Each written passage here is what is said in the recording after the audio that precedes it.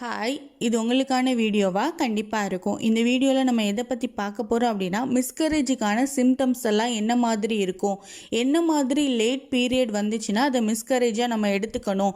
Once miscarriage ஆயிடுச்சு அப்படின்னா நம்ம நெக்ஸ்ட் எப்போ ப்ரெக்னென்சிக்கு ட்ரை பண்ணணும், நெக்ஸ்ட் என்ன மாதிரியான ஸ்டெப்ஸ் ஃபாலோ பண்ணணும் அப்படிங்கிறத பற்றியெல்லாம் இந்த வீடியோவில் நம்ம ரொம்ப டீட்டெயிலாக பார்க்கலாம். அதுக்கு முன்னாடி நீங்கள் இன்னும் சேனலை சப்ஸ்கிரைப் பண்ணலைன்னா மறக்காமல் சப்ஸ்கிரைப் பண்ணிடுங்க. ஃபஸ்ட்டு மிஸ்கரேஜுங்கிறது மோஸ்ட்லி நமக்கு தெரிஞ்சோ இல்லை தெரியாமலேயோ நடக்கக்கூடிய ஒரு விஷயந்தான். ஸோ இதுக்கு நம்ம ரொம்ப ஸ்ட்ரெஸ் ஆகி நம்ம உடஞ்சி உட்காந்துட்டோம் அப்படின்னா நமக்கு நெக்ஸ்ட் டைம் நமக்கு என்ன பண்ணணுங்கிறதே புரியாது. ஸோ உங்களுக்கு நெக்ஸ்ட் டைம் ஆரோக்கியமான குழந்தை கிடைப்பாங்கங்கிற ஒரு நம்பிக்கையில் நம்ம அதுக்கான ப்ராப்பரான ஸ்டெப்ஸ் நம்ம ஃபாலோ பண்ண வேண்டியிருக்கும். ஸோ ஃபஸ்ட்டு இதுக்கு சிம்டம்ஸ் என்ன அப்படின்னு தெரிஞ்சாதான் நமக்கு மிஸ்கரேஜ் ஆயிருக்கா இல்லையாங்கிறத நம்மளால் கன்ஃபார்ம் பண்ணிக்க முடியும். ஸோ இதுக்கு என்ன மாதிரியான சிம்டம்ஸ் இருக்கும் அப்படின்னா, ஃபர்ஸ்ட்டு முதுகு வலி நீங்கள் நார்மலாக பீரியட் டைமில் எக்ஸ்பீரியன்ஸ் பண்ணதை விடைக்கும் அதிகமான முதுகு வலி இருக்கும். செகண்ட் என்ன அப்படின்னா, உங்களுக்கு அப்டாமன் சைடு ரொம்பவே வலிக்கும். அதுவும் உங்களுக்கு அப்டாமனும் வெர்ஜினல் ஏரியாவும் சேர்ந்து இதுவரைக்கும் நீங்கள் பார்க்காத அளவுக்கு அதிகமான பெயின் இருக்கும். இந்த மாதிரி இருக்குது அப்படின்னா உங்களுக்கு கண்டிப்பாக மிஸ்கரேஜ் ஆக போகுதுன்னு தான் அர்த்தம். அதே மாதிரி உங்களுக்கு பீரியட் வந்துருச்சு, உங்களுக்கு லேட்டாக பீரியட் வந்திருக்குன்னா கூட பீரியட் வரப்போ ரொம்ப அதிகமான பெயின், இது வரைக்கும் நீங்கள் உங்களோட பீரியடில் நீங்கள் இந்த மாதிரியான ஒரு பெயின் பார்த்ததில்லை அப்படின்னா அந்த அளவுக்கு பெயின் இருக்கும். ப்ளஸ் உங்களுக்கு பீரியடும் ரொம்ப கிளாட்டாக இருக்கும், அதாவது கட்டியாக வரும், இல்லைனா நாராக வரலாம், இல்லை நூல் மாதிரி வரலாம். இந்த மாதிரி உங்களுக்கு அந்த பீரியட்லேயே இந்த மாதிரியான டிஃப்ரெண்டான டெக்ஸ்சரில் அது வர்றதுக்கான சான்சஸ் இருக்குது. ஸோ இந்த மாதிரியெல்லாம் வருது, கூடவே உங்களுக்கு ரொம்ப டயர்டாக இருக்குது, உங்களோட தொடையும் உங்களுக்கு நடக்கவே முடியாத அளவுக்கு ரொம்ப டயர்டாக இருக்குது, ரொம்ப தளர்ச்சியாக இருக்குது அப்படின்னா இது எல்லாமே உங்களுக்கு மிஸ்கரேஜ் ஆகிறதுக்கான ஒரு சிம்டம்ஸ் தான். ஸோ இந்த மாதிரி இருக்குது அப்படின்னா நீங்கள் ஃபஸ்ட்டு என்ன பண்ணணும் அப்படின்னா, நீங்கள் உங்களுக்கு ப்ளீட் ஆகுது, ஹெவியாக ப்ளீட் ஆகுதுனாலே நீங்கள் டாக்டரை போய் பார்த்துருங்க.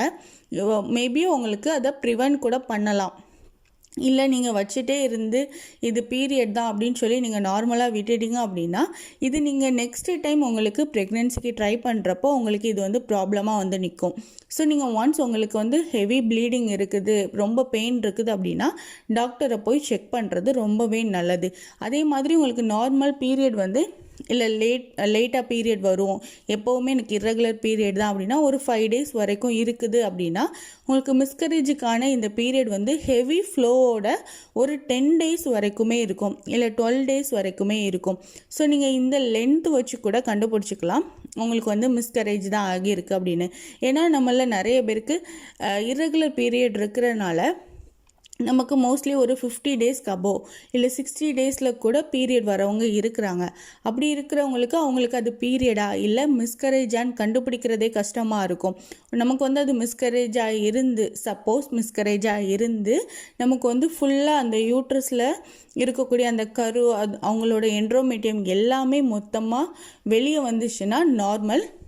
நெக்ஸ்ட் டைம் அவங்க ப்ரெக்னென்சிக்கு ட்ரை பண்ணலாம். இல்லை அவங்களுக்கு உள்ள அந்த டிஷ்யூஸ்லாம் இருந்துச்சு அப்படின்னா கண்டிப்பாக அவங்க டாக்டரை போய் மீட் பண்ணி அவங்க கொடுக்குற சஜஷனை தான் ஃபாலோ பண்ண வேண்டியிருக்கும். ஏன்னா அது ஒன்ஸ் எல்லாமே க்ளீன் பண்ணிட்டா மட்டும்தான் நெக்ஸ்ட் டைம் நம்ம பேபிக்கு ட்ரை பண்ணுறப்போ அது இன்னும் கொஞ்சம் நல்லா இருக்கும், எஃபெக்டிவாக இருக்கும். பேபி ஸ்ட்ராங்காக தங்குறதுக்கு, எந்த ப்ராப்ளமும் இல்லாமல் வளர்கிறதுக்கு ஹெல்ப்ஃபுல்லாக இருக்கும்.